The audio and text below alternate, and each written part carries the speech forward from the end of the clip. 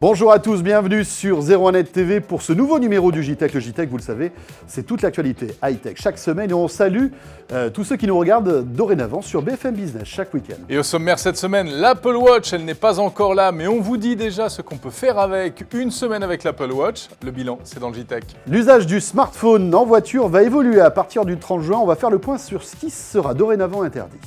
Le smartphone de la semaine, c'est le Huawei P8. Encore un nouveau smartphone haut de gamme à découvrir en avant-première sur 01net TV. Le JTech, c'est le best-of des vidéos de la semaine sur 01net TV. Soyez les bienvenus.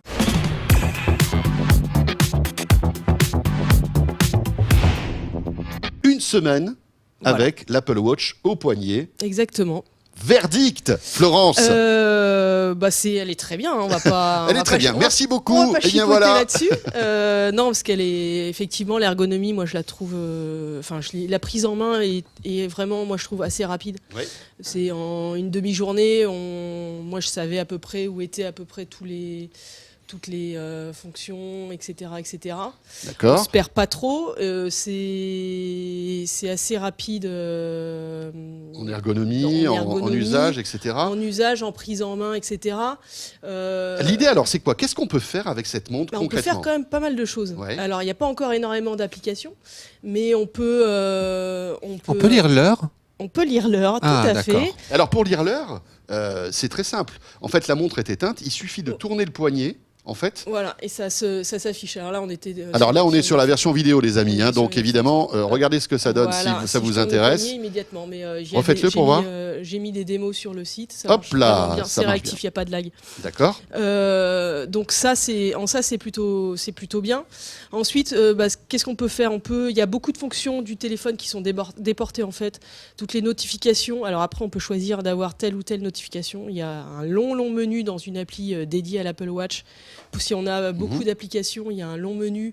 On peut activer, désactiver à loisir. D'accord. On peut passer des appels, on peut en recevoir. D'accord. Je l'ai fait, c'est assez fun. Bon, il ne faut pas être dans la rue ou il ne faut pas bouger non plus trop son poignet. Il faut essayer de le garder à proximité de la main.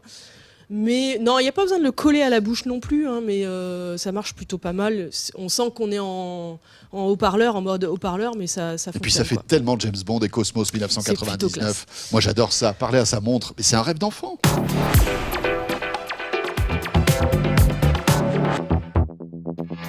Ça y est, c'est le renouveau pour Samsung. Samsung qui renaît de ses cendres avec une nouvelle approche en termes de design. Tu peux dire ce que tu veux sur le Galaxy S6. Je dirais une seule chose, Mais c'est glace en aluminium. Mais voilà. Hein? Et c'est un beau téléphone. D'où viennent ces ingrédients? Glace en aluminium. Aujourd'hui, tous les Du téléphones. verre un et peu... de l'aluminium. Ok, c'est copié sur l'iPhone. Passons à autre chose. Non, mais la qualité d'écran. tous les téléphones aujourd'hui sont en verre et en aluminium. Oui, oui. Mais c'est vrai que typiquement, en plus, ce que je trouve intéressant, c'est notamment le Galaxy S6 Edge, qui au-delà du design est une véritable prouesse technologique Avec une originalité. avec cet écran courbe Tout à fait. qui Qui ne sert à rien, il faut bien le dire. Oh bah ouais, mais il y a plein de choses qui servent à rien, qui C'est sont purement belles. esthétique. C'est vrai, ça fait partie du design. Je te l'accorde.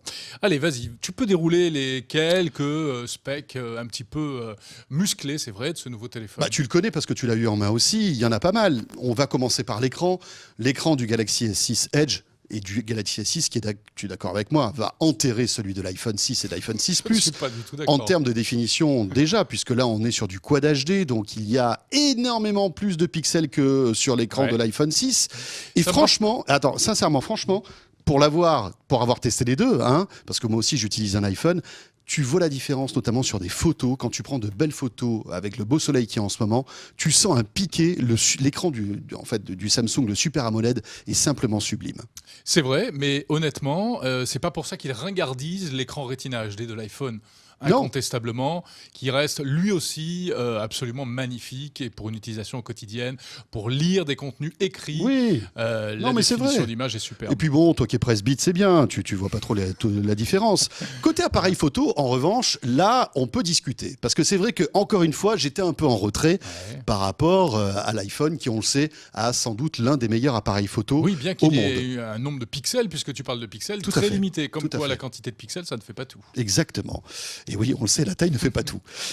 En revanche, est-ce que tu as remarqué un petit peu les derniers comparatifs qu'il y a eu entre l'appareil photo de l'iPhone 6 et même l'iPhone 6 Plus et le Galaxy S6? C'est vrai qu'ils s'en tirent pas mal. Alors moi, je trouve qu'il y a toujours ce petit côté un peu déformant chez Samsung qui modifie la colorimétrie. Mais bon, ça c'est un goût personnel en termes de définition d'image et même de basse luminosité, je te l'accorde. C'est pas mal. Mais ce qui est intéressant, c'est que l'iPhone a toujours été indétrônable au niveau de l'appareil photo. Qui est en train de le détrôner? Visiblement, c'est Samsung. Et ça, quand même, malgré tout, c'est un point positif pour Samsung.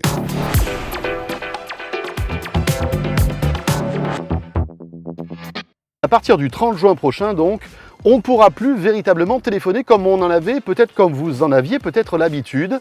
Il faut savoir qu'aujourd'hui, un accident sur 10 est lié à l'usage du smartphone au volant. Donc, qu'est-ce qui va changer à partir du 30 juin prochain? Eh bien, premièrement, on ne pourra plus téléphoner comme ça, c'est-à-dire avec un kit filaire branché à son smartphone, même si vous avez les deux mains sur le volant. Pourquoi? Eh bien tout simplement parce que des études ont démontré que lorsqu'on avait un petit système dans l'oreille, en fait un petit écouteur, eh bien on était en quelque sorte déconnecté de l'environnement ambiant et donc on était moins concentré sur la route. Exit aussi les oreillettes Bluetooth, ces oreillettes assez discrètes qui permettaient très facilement aussi de téléphoner. À partir du 30 juin prochain, c'est pas possible. Et bien évidemment, mais ça depuis tout le temps c'est complètement interdit, on ne peut pas téléphoner comme ça, le téléphone à la main. Ouais, bah oui, mais bien sûr, ouais. Non, mais là c'est n'importe quoi, tu peux pas faire ça, quoi. Et attention, si vous vous faites attraper dans cette configuration, eh bien ça vous coûtera cher. 3 points en moins, 130 € d'amende, ce qui équivaut en fait à une contravention de 4e classe. Et ça, c'est pas la classe. Bon, après avoir listé ce qui était interdit, maintenant on va s'intéresser à ce qui est toléré à partir du 30 juin. Heureusement, rassurez-vous, on pourra toujours malgré tout passer des coups de fil dans sa voiture. Il faut savoir que si vous avez une voiture récente, eh bien la plupart du temps, vous avez d'origine dans cette voiture avec votre autoradio un système Bluetooth. Là, rien de plus simple, il suffit de prendre votre smartphone, de l'appairer avec le système qui est intégré dans la voiture.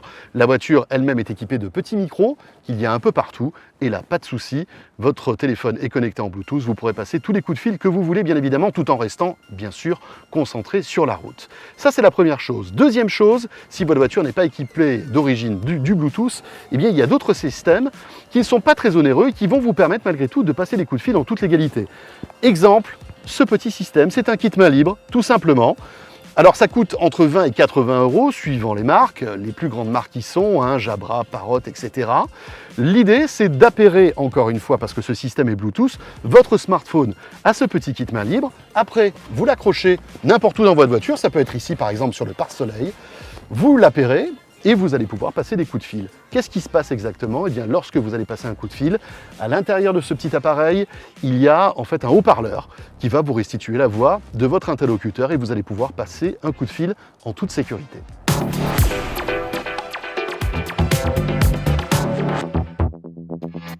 Cette interface Android TV, elle est toujours composée de la même manière. On retrouve sur un premier menu en haut des suggestions de contenu qui seront en fait directement poussées par les différentes applications qui seront installées sur la box. Un deuxième menu qui donne en fait accès au Play Store et aussi aux applications multimédia. Et un dernier menu, le menu jeux vidéo. Le Play Store aujourd'hui compterait à peu près une centaine d'applications. Google nous l'assure, ça va forcément évoluer et on veut bien le croire. Et la première bonne surprise, on vous avait dernièrement parlé de la Freebox Mini 4K et de l'absence de l'appli Netflix. Elle est ici présente. Donc pour tous les possesseurs de compte Netflix, rassurez-vous, ça devrait fonctionner. Vous devriez pouvoir retrouver tous vos films et toutes vos séries directement sur la télé. Et bien évidemment, vous pourrez aussi utiliser le compte Google Play Film pour acheter des contenus à la demande. Sur cette box Android TV, on retrouve notamment pour Play Film une fonction qu'on connaît sur smartphone et tablette. C'est la capacité de la box à enrichir les contenus, ou en tout cas à renseigner des contenus multimédia. Par exemple, sur le film 12 Years a Slave, la box en fait est capable d'indiquer les différents acteurs qui ont participé au film. Et si je clique sur l'un d'eux, eh bien, je peux avoir une fiche descriptive, notamment de la filmographie de cet acteur. On va maintenant s'intéresser à l'un des gros morceaux, le jeu vidéo. Alors, on a déjà pu tester, nous, sur place, le jeu vidéo Beach Buggy Racing. Alors, c'est un espèce de mini-jeu de cartes. La bonne nouvelle, eh bien, c'est qu'il sera possible d'ajouter des manettes en Bluetooth grâce à la connexion intégrée à la box. La mauvaise, c'est qu'elles sont payantes, 49 € dans le cas de ces manettes Asus, qui, à en juger par nos premières manipulations, se comportent plutôt bien dans les jeux vidéo. On apprécie d'ailleurs le fait qu'elles soient sans fil et qu'elles fonctionnent juste avec 2 piles AA. C'est une bonne surprise, pourquoi pas, pour les amateurs de jeux craqués pour ces deux accessoires.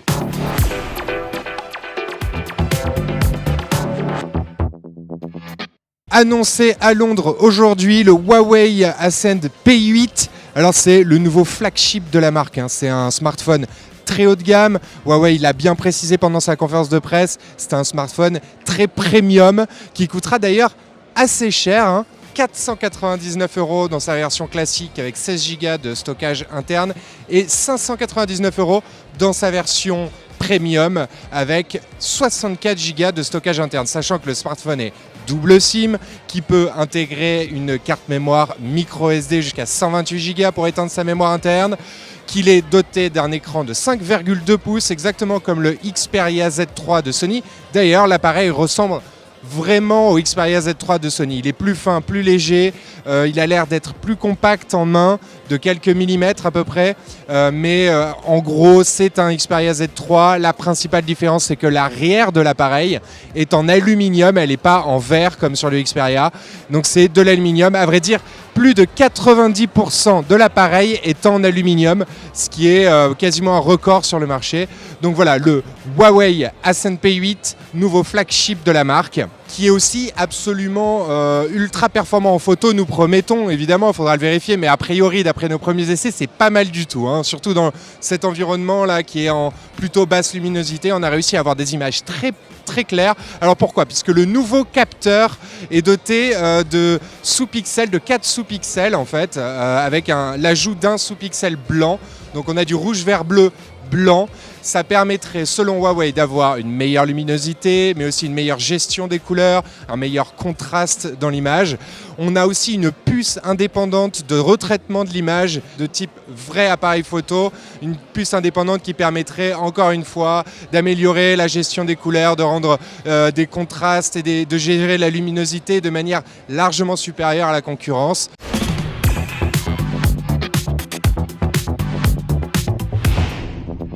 Voilà, c'est la fin de ce JTech. Retrouvez l'intégralité de ces vidéos et bien d'autres sur 01nettv.com. Et merci à tous ceux qui nous regardent dorénavant chaque week-end sur BFM Business. Merci aussi de nous suivre sur les réseaux sociaux, sur Twitter, sur Facebook, sur YouTube, Dailymotion. On compte sur vous. On se retrouve très vite sur 01nettv. Salut à tous.